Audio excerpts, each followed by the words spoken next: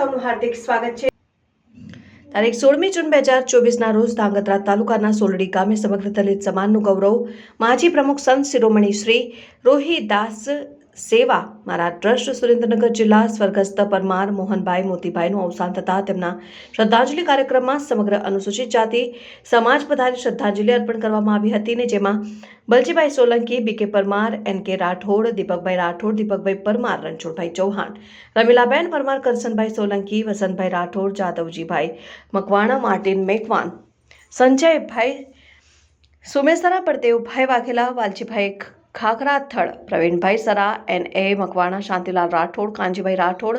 તીખુભાઈ પરમાર, તરણેતર પ્રવીણ બાપુ અને દરેક ગામ, શહેર, 82 ગામ પરગણામાંથી લોકો અને સાધુ સંતો તથા સમગ્ર અનુસૂચિત જાતિ સમાજ ઉપસ્થિત રહ્યો હતો, જેમાં મોહનદાદાના દીકરા ભીમજીભાઈ તથા કાંજીભાઈને મરણોત્તર સન્માન ફોટો નાનજીભાઈ ભડિયાદ તથા ગોવિંદભાઈ સોલંકી શેખવર દ્વારા આપીને શ્રદ્ધાંજલિ આપવામાં આવી હતી અને ત્યારબાદ સામાજિક વ્યવહાર